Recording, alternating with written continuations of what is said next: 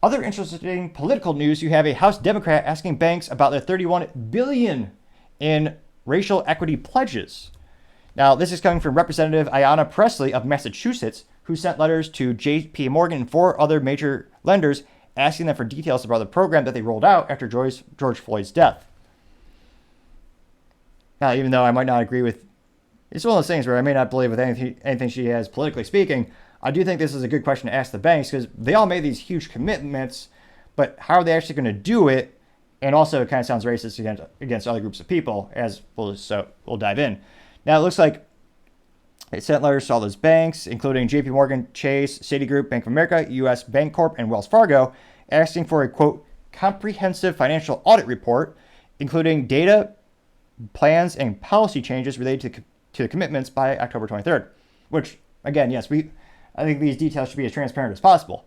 Now, it looks like the pledges cited JP Morgan's by the largest. JP Morgan committed $30 billion over 5 years when it announced in October 2022, including expanded housing programs, small business lending, and increasing workforce diversity efforts. In a February 2022 update, the bank said that it had already committed or deployed $13 billion of the sum, financed 60,000 affordable housing and rental units, and approved $1 billion in lending to build or redevelop affordable homes along other steps.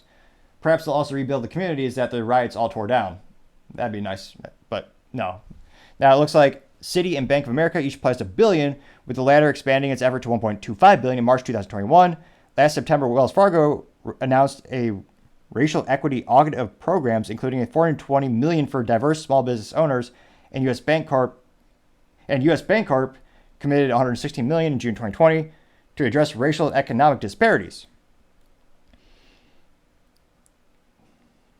Now, it looks like Pressley, a Democrat who sits on the Financial Services Committee, acknowledged that her push for greater transparency has been limited, and she goes, quote, I'm not going to go with contingency plans. You have to first just lay it out there, adding that she believes banks will be responsive. They want to be on the right side of history, which I would say, why not help out everyone equally, especially for small business loans? I don't think you should discriminate people based on melanin or their skin.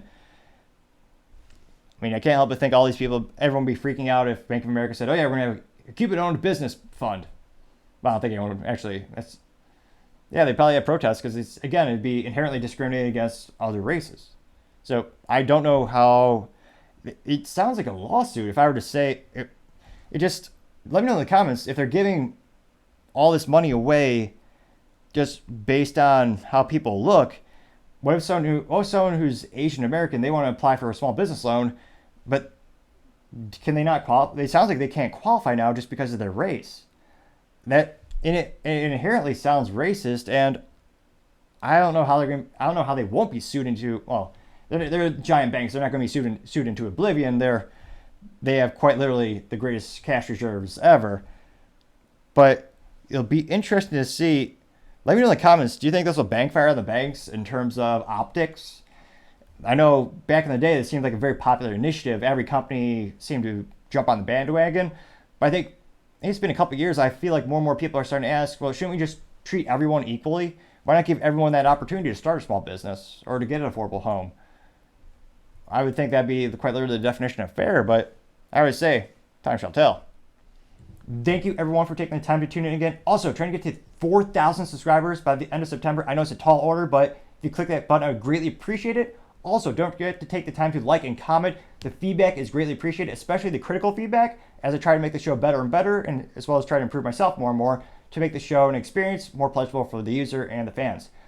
Also, don't forget to take the time to tell your family, tell your friends, tell your coworkers, heck, tell your enemies, tell anyone and everyone. Just stay safe and fight the good fight.